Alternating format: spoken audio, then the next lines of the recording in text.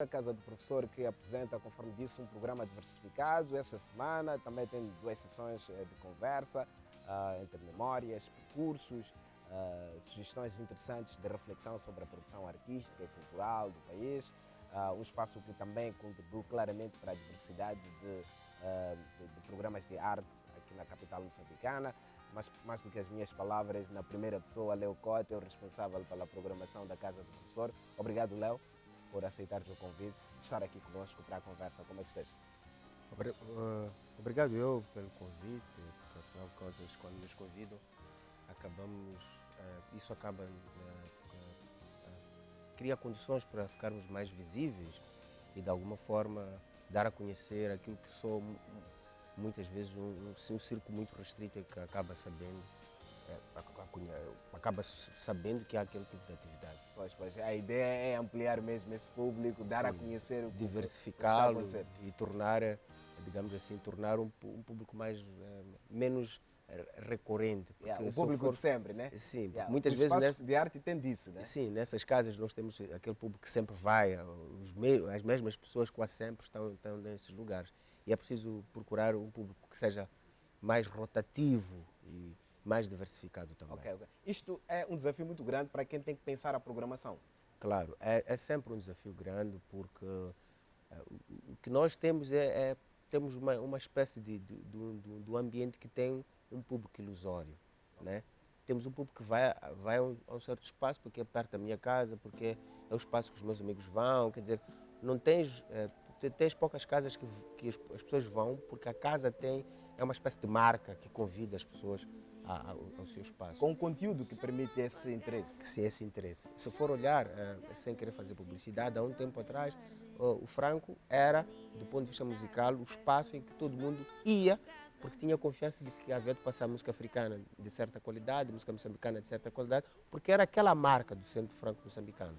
Então, é preciso também criar isto com as outras casas, né? Como, por exemplo, a casa que eu represento, que é a Casa do Professor. Precisamos de alternativas, é o que está aqui a dizer, né? Sim, é preciso que haja essa alternativa. Infelizmente, por questões mesmo de infraestrutura, não podemos oferecer muito mais, porque temos espaços que não são muito grandes, né? São espaços diminutos, mas que permitem fazer algumas coisas, como essas conversas que nós temos ao longo do mês, que uma conversa se versa em torno do percurso de vida, que é uma coisa que não foi inventada nem por mim, nem pela doutora Issa, é uma coisa que já estava. Na verdade, a Casa do Professor nasceu porque o casal que era proprietária da casa e que morreu sendo professores, tinha um trabalho de pesquisa que tinha que ver com o percurso de vida. Então foi pegar este acervo, esta ideia e transportar para as conversas, né? Do mesmo jeito que a segunda já é coisa que está ligada naturalmente ao conhecimento, que é alguém tem uma ideia que está a cogitar, uma tese que quer expor, ou um projeto que está ali ainda a pensar e quer um espaço para discutir, vem, propõe-nos o tema e a gente acolhe, e a gente propõe o debate, as pessoas vêm, discutem, etc, que é uma coisa importante também, o debate público, mas um debate mais informado, não apenas o debate que é aquele debate que a gente costuma ter na barraca, no bar ou em outro espaço qualquer, mas um debate mais informado. Mais informado, com algum processo de seleção também que exige algum rigor. Tem algum método. Algum método? Sim. Qual é o método? Não sei, isso depende de cada orador. O nosso método... Da seleção dos oradores ou dos proponentes a essas ideias que por exemplo, a esse programa, acho que é as segundas, né, em que há um proponente de um debate em função do que desenvolve em termos acadêmicos, em termos profissionais, etc.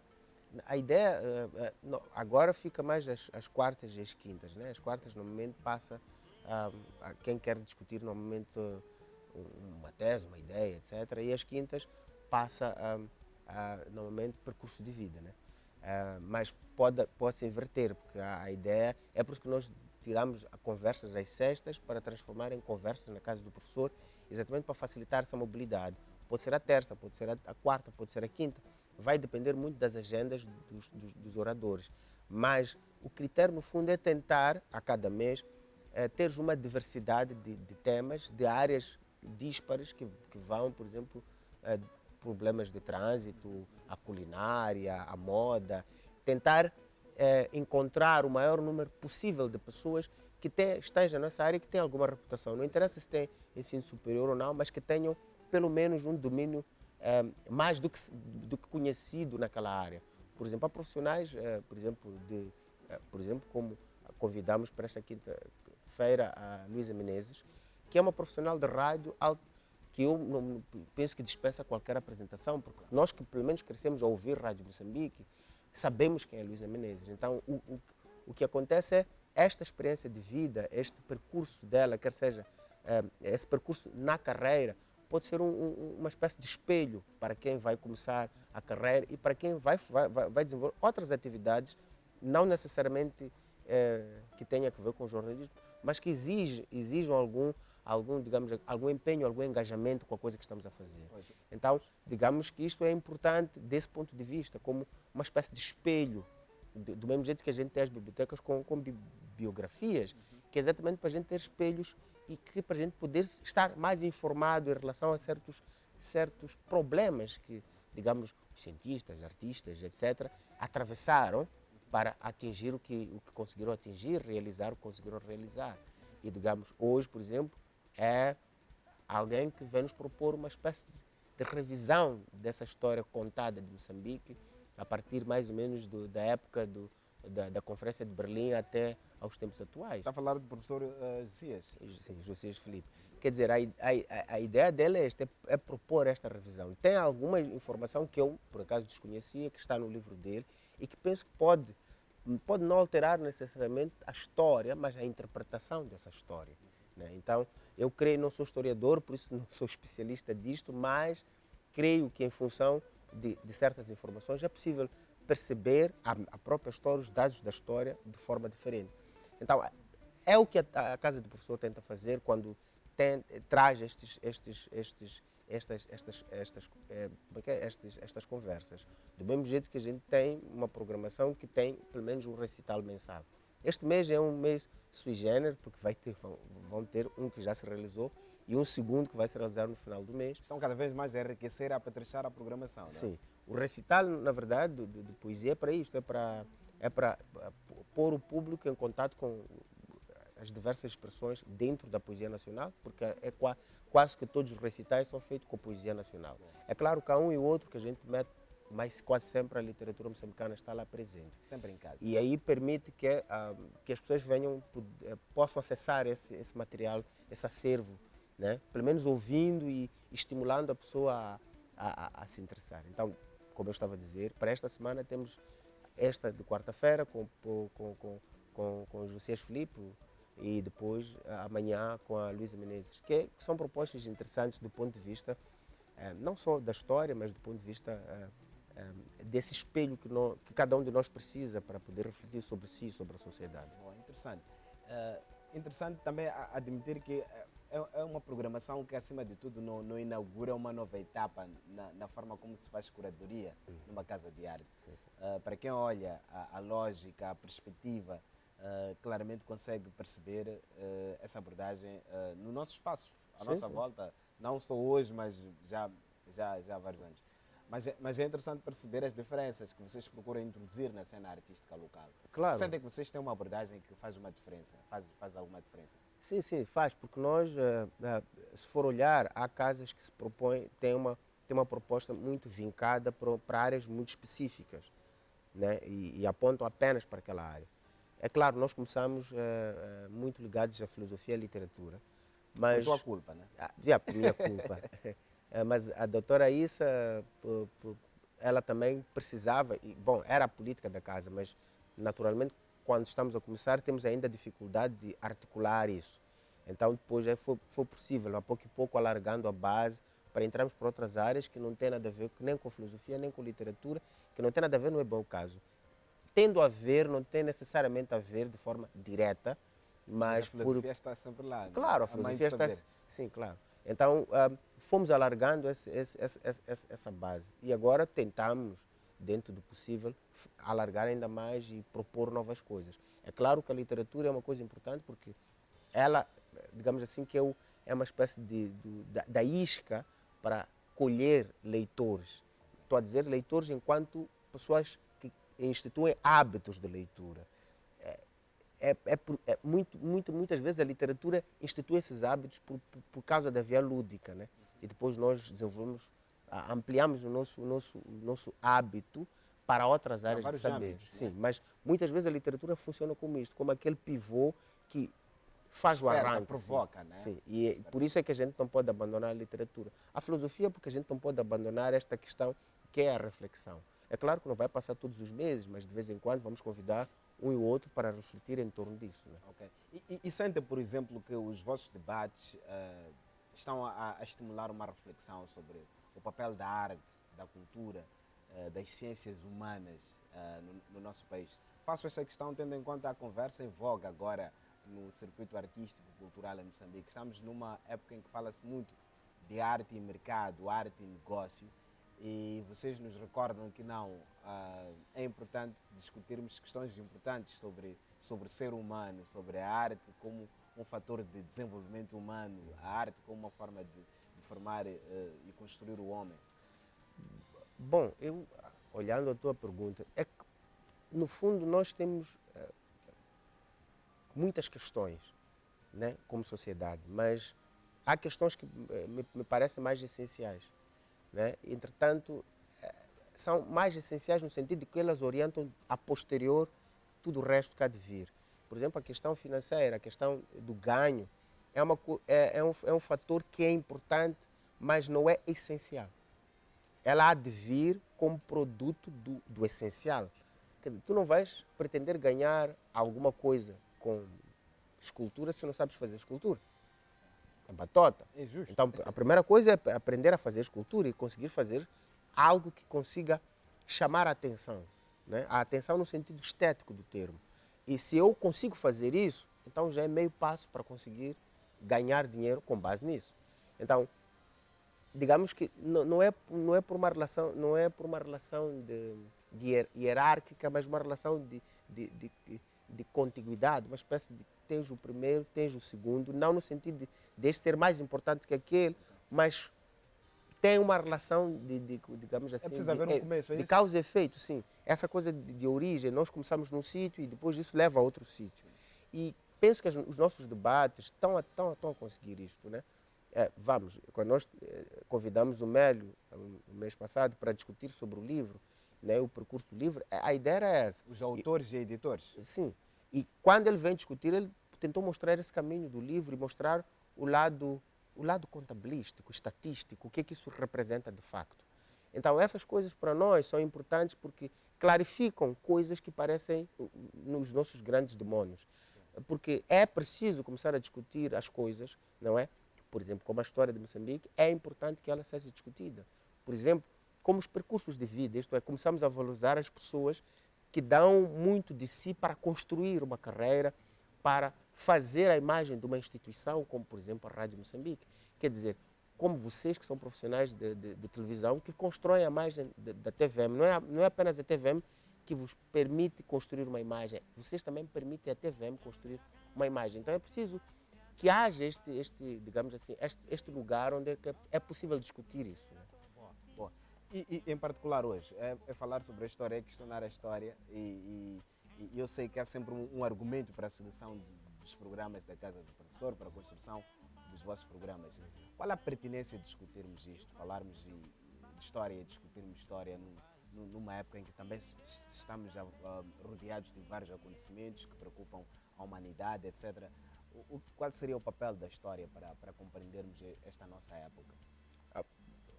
Eu acho que muitas vezes podemos discutir a época pensando no presente, por exemplo, na guerra Rússia-Ucrânia. Mas a ideia é, se nós não compreendemos o que foi antes, como vamos compreender o que está agora? Quer dizer, como é que nós vamos interpretar o que temos hoje, o presente, os fenómenos que estão-se a dar, se nós não compreendemos o que é que gerou isto? Né? Como é que nós vamos compreender o Moçambique atual, contemporâneo, se nós não compreendemos o que se passou antes? Né?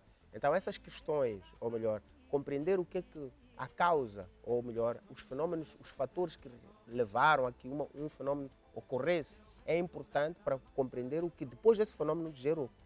Então, acho que questionar sempre a história, com ou sem, ou mais ou menos razão, é sempre útil, pelo menos para nos fazer pensar sobre ela, sobre nós, sobre quem somos, para onde vamos, o que queremos, como povo e como cidadãos. Porque não é possível eu ser um cidadão e ser civicamente útil se, de alguma forma, não tenho esse lastro do que passou e do que está a acontecer. Se eu não consigo interpretar esse antes, esse depois, então dificilmente eu conseguir ser um cidadão, do ponto de vista social, que seja útil. Útil não no sentido do utilitarismo como material. Material, mas é a utilidade no sentido em que eu posso conseguir influenciar o outro, né? A mudar de concepção, por exemplo, em relação aos gays. Esse olhar que nós temos, esse preconceito que nós temos. Essa luta, por exemplo, que é uma minoria que faz, ela é importante, mas é importante que essas pessoas que fazem essa luta também compreendam essa mesma luta. Porque se não a compreendem, hão de fazer a mesma coisa que os outros fazem, que é ser fundamentalista. Seguem Né? agendas. Ou serem ortodoxos quando agem. Às vezes é importante que haja uma espécie de ortodoxia que é para empurrar e obrigar, digamos assim, pressionar a mudança. Mas às vezes isso é um pouco exagerado, não é? Então é para encontrar esse meio termo, esse caminho do meio, essa coisa que a gente procura, esse equilíbrio. Porque as nossas soluções pressupõem sempre a presença do outro. Então eu acho que a Casa do Professor está a fazer o seu papel. É pequena, ainda está a começar, mas ela faz o seu papel propondo essas questões e levando as pessoas a debater, mesmo que sejam apenas 5, 6 pessoas. Já em si é saudável, porque aquelas 5, 6 pessoas, quando saírem dali, vão discutir com outras 5, 6 pessoas. E assim sucessivamente, isso vai fazendo uma onda cada vez maior. Não vos preocupa a quantidade, né? Vos preocupa a qualidade. Estou não é uma questão de pose, é substância, né? No fundo, eu estou mais, mas não é só a minha preocupação, é uma preocupação também da doutora Issa. A preocupação, no fundo, é em relação a isso. A questão não é o número. Se nós conseguimos ter um público de 6, 7 pessoas e essas 6, 7 pessoas conseguem ser um público de qualidade, isto é, que consegue animar o debate, consegue tirar alguma coisa disso, significa que essas 6, 7 pessoas vão reproduzir em outros lugares. Vale sempre a pena tê-los. Sim. Às vezes o fenômeno social não começa, os fenômenos sociais não começam com as multidões, começam com pequenos grupos e depois aquele fenômeno se vai alastrando até apanhar a grande multidão. A questão é que nós sempre pensamos que o fenômeno vai se dar assim de forma aleatória. Não se dá de forma aleatória. Ela é produzida num sítio e depois vai fazendo ondas até que isto seja uma coisa coletiva. Discutir de volta a história, discutir sobre a história e discutir sobretudo em relação ao debate de ideias à volta dos nossos tempos e a olhar a arte, a cultura como instrumento de intervenção, é também relevante sempre que quisermos falar sobre isto, olhar para o nosso contexto caracterizado por esta onda de informação. Vivemos numa altura de muita informação. É uma sociedade de informação, bastante informação a todo instante, com os telemóveis, com as redes sociais, etc. Todos temos opinião, todos temos alguma informação para construir os nossos próprios argumentos, os nossos próprios fundamentos, pese embora às vezes não serem fruto das nossas próprias convicções, mas do que a informação pode fazer e influenciar as pessoas. Qual a vossa opinião sobre isto, sobre a sociedade de informação e a lógica da vossa programação, tendo em conta que vocês querem estar também a acompanhar o contexto e se calhar influenciar um debate no nosso tempo? Vamos pensar o seguinte, a Casa do Professor é um espaço pequeno, mas já ofereceu algumas oficinas de determinadas áreas, como na leitura e leitura escrita. Essa preocupação, até pelo nome da casa, que é Casa do Professor, que já em si acarreta responsabilidades, não temos como falar de arte se não conseguimos discutir metodologia. Não estou a falar metodologia do ponto de vista científico. Eu não posso falar, por exemplo, de pintura se eu não consigo perceber que para pintar preciso ter um cachilho, depois esticar aquele pano que é colado, depois passar a cola, depois não sei o quê, para depois pintar. Quer dizer, antes de eu pintar, tem toda uma preparação que passa por construir o caixilho e depois, se é que esse é o nome correto, o caixilho, depois pôr o pano, depois passar a cola. Aquele processo técnico, não é? Tem uma certa metodologia. E quando eu decido pintar, também sigo uma certa... Essa ideia que eu pretendo figurar, ela também tem que seguir um método para eu conseguir transpor da ideia para a tela. A mesma coisa acontece com a ciência. A ciência é pensada, a ciência é pensada, ou melhor, o campo do saber é pensado desse saber mais ou menos objetivo. Quando ele é pensado, nós temos um problema com o objeto e esse objeto nos permite constantemente refletir em torno dele. Então, o papel da casa do professor é permitir essas pontes, esses lugares em que nós podemos, a partir dele, pensar os nossos problemas, pensar a nossa sociedade, pensar a nossa própria vida. Porque esses debates podem também contribuir para resolver o nosso problema do dia a dia, né? Sabendo, por exemplo, nos colocarmos diante dos outros ou colocarmos diante de certas situações. Não agirmos com certo preconceito ou certa xenofobia mascarado numa ideia de proteção ou de que não, os outros estão nos a agredir. Não, mais do que isso, compreender por que o fenômeno se dá já nos permite agir, não reagir, agir melhor quando um fenômeno se dá. Porque muitas vezes é aquilo que eu digo. Usei o exemplo de um gay ou de uma lésbica. Eu cresci numa sociedade em que eles eram agredidos, com muitos bullying e não sei o quê. Então, o que nós temos é como é que nós aprendemos a lidar e a aceitar e a desenvolver um espaço de tolerância. Não tolerância no sentido negativo, mas no sentido positivo. De aceitar o outro. De aceitar o outro. Então, esse exercício é preciso, não é? É preciso. Então, a casa do professor tenta ser essa ponte, esse lugar em que é possível começarmos a ter uma certa matriz, a partir da qual podemos começar a pensar.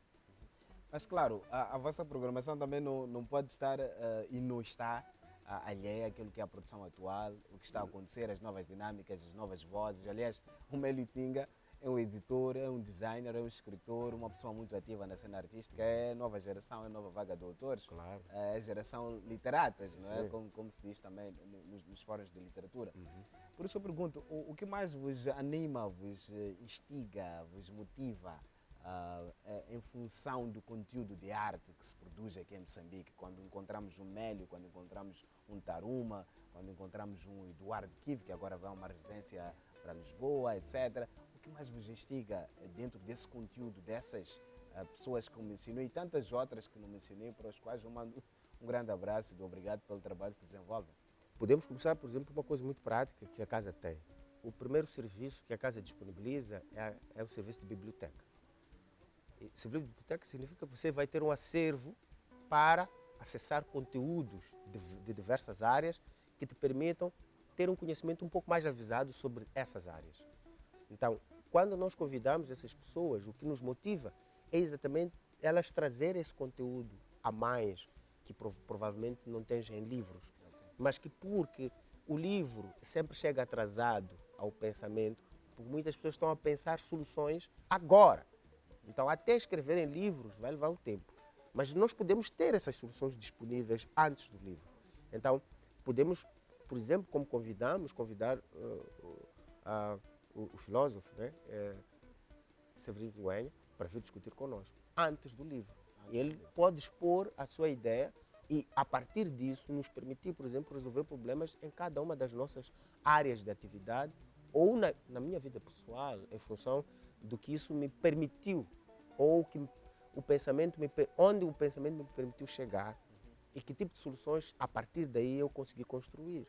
Então, como eu disse, continuo a ideia mesma é que nós sejamos essa ponte, esse lugar de encontro que permite às pessoas resolverem questões. A arte é uma coisa importante, mas por ser casa do professor, começa com a questão do acesso ao conhecimento e depois a questão metodológica. nós ainda não começamos a dar essas oficinas ou cursos, mas nós pretendemos fazer isso com os vários professores das nossas universidades para permitir que as pessoas tenham esses acessos e que possam, de fato, começar a refletir com algum rigor. Ensinar mesmo. É Sim, mesmo a ideia é ensinar. Uma oficina ensinar as pessoas prática. como é que você vai poder articular quando tem um determinado problema. Sim. Articular com rigor. Todos nós articulamos, mal ou bem articulamos. Mas a questão é como é que você faz isso com rigor, com respeito ao outro, com tolerância, etc. Com todos esses fatores que permitam não ferir susceptibilidades, desculpa o palavrão. Então, este é um exercício que a Casa do Professor tem estado a tentar fazer. Boa. E é também uma casa que, acima de tudo, e leva-nos a pensar educação, naturalmente. Né? Leva-nos a pensar educação.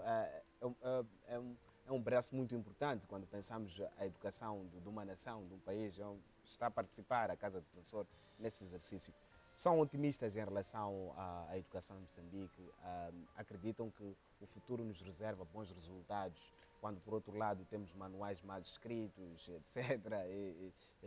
E acham que usando essas ferramentas de arte, de cultura, de humanidade ou humanismo, acham que é importante construir um caminho mais diferente, mais sólido e esperançoso para os grandes desafios que se colocam todos os dias à educação em Moçambique.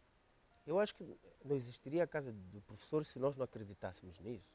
Não faríamos todo esse esforço se a gente acreditasse que isso não havia de funcionar.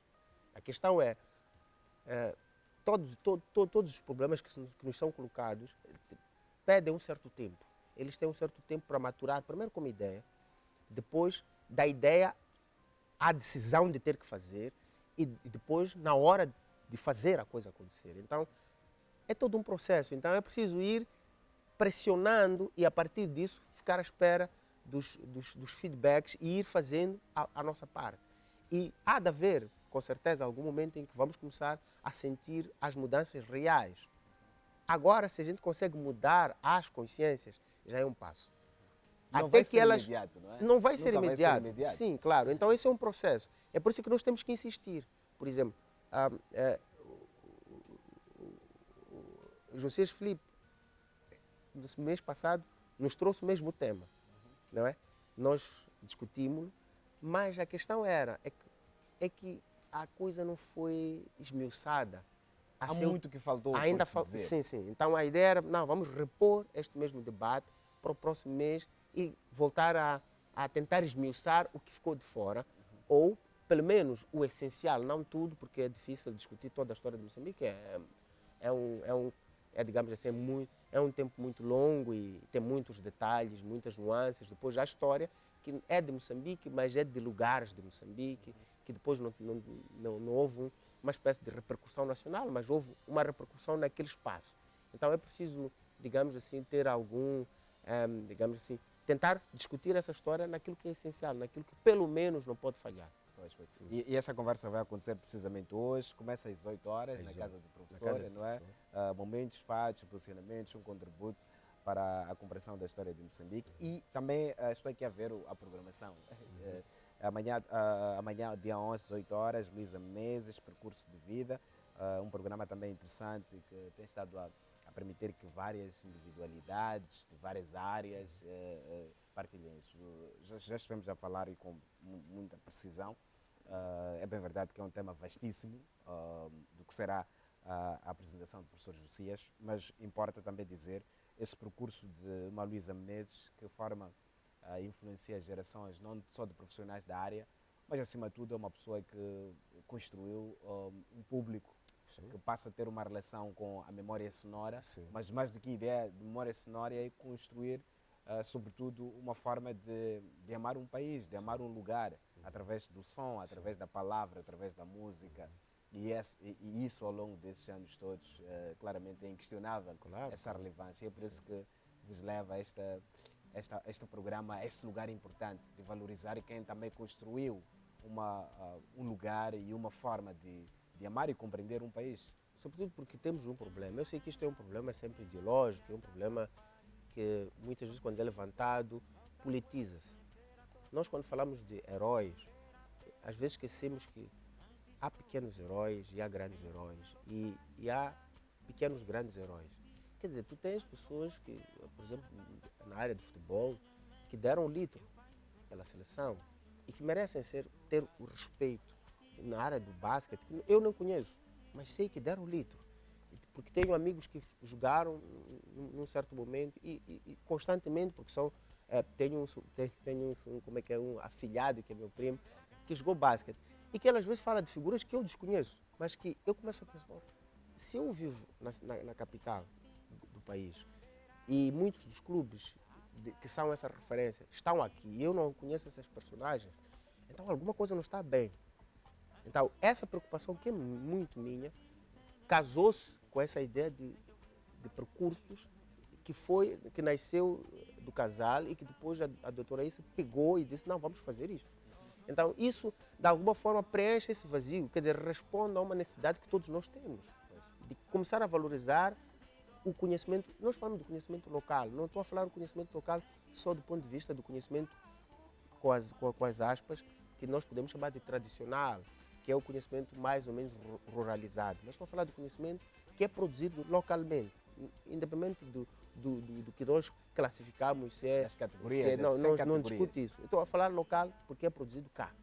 E esse conhecimento, para ser valorizado, esse conhecimento, esse serviço, esse produto, etc., que é feito cá, é preciso que essas personagens que o fazem venham à tona.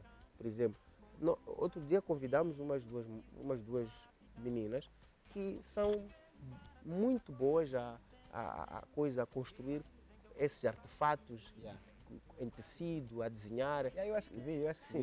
Então, tu quando tens isso e tu podes perceber, desculpa, era profundamente analfabeto até elas chegarem ali. Então, quando elas chegaram, começaram a apresentar tudo que elas fizeram, eu disse, mas veja que eu já vi esta capulana, isto aqui eu já usei, não sabia quem fazia. Então, é muito importante esse conhecer o rosto de quem está por trás do que a gente usa, do que a gente vê, do que a gente come, etc. Conhecer o espaço e claro, valorizar as pessoas, né? Valorizar as pessoas, mas e sair do lugar comum. Sim. Sair do lugar comum, Sim, né? sim. Essa Porque ideia de ir por detrás. sempre a ideia, quer dizer, veja, a casa de professor por si já, pelo nome, pelo fato do casal ser professor, já nos obriga a isso. E o professor, a primeira coisa que faz quando entra na sala de aula é perguntar o nome dos alunos. Apresenta-se, depois já pergunta o nome. Quer dizer, é o primeiro contacto em que passamos a conhecer como seres humanos, né? Exato. Então é um pouco esse exercício que a casa de professor tenta fazer. Eu uso essa metáfora porque ela ajuda a fazer que a sociedade seja conhecida e a sociedade conheça os seus membros, né? É mais ou menos isso. Obrigado, Léo, pela presença. Porque este poeta, quero te perguntar o seguinte, esta pergunta não é minha, esta pergunta é de um saudoso diretor do teatro brasileiro, Antônio Bujarra. O que é a vida? É uma resposta que eu não tenho. É uma resposta que eu não tenho.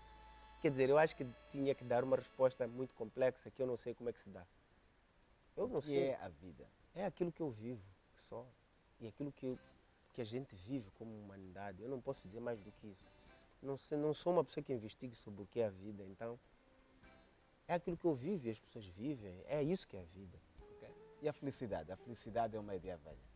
Bom, a felicidade já é mais fácil de responder, porque é qualquer coisa que nos faz bem e que nos permite evoluir no sentido positivo do termo.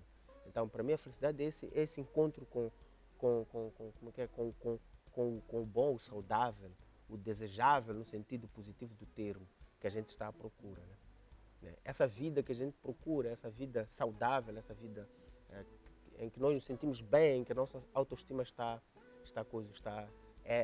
valorizada, em que nós nos sentimos seres humanos no meio dos outros e sentimos que estamos bem, estamos em harmonia com os outros. Eu acho que isso é felicidade. E o que piorou nos últimos tempos? Os leitores ou a ausência de textos? Não creio que os leitores tenham piorado. Eu acho que nós melhoramos. Há muito texto. O problema aqui é o mercado. O mercado é que não está operacionalizado, né? Tu tens, tirando Maputo, tu tens um livro que é publicado, tu não tens esse mesmo livro disponível na Beira. Agora, felizmente, já tens a Funza, então é muito fácil mandar para a livraria da Funza. Mas muitas vezes tens um problema... Beira. tens problema do sistema, não é tanto o fato de não haver leitores. Há leitores, depois há todo um processo, que é um processo de chamar os leitores a lerem. Porque se tu tens pessoas que fizeram até 12ª, é porque leram. Não interessa se fizeram cábula ou não. Estou a dizer que mesmo para fazer cábula, eles leram para fazer aquela cábula. E mesmo para cabular, estão a ler para poder repassar a coisa. Então é leitura. Eu não estou a querer julgar a questão ética disso. Estou apenas a dizer que há um processo de leitura. A questão é a qualidade da nossa leitura, é como é que nós operacionalizamos essa leitura para ela se tornar, quer seja um hábito e quer seja algo que nós consigamos fazer de forma saudável, com certa ética. Mas essa ética não se aprende de pé para mão. É um processo de construção também. Agora é a última pergunta. Léo já mentiu? Claro. Sou ser humano como qualquer outro. Obrigado, Léo, pela presença. Obrigado. Obrigado.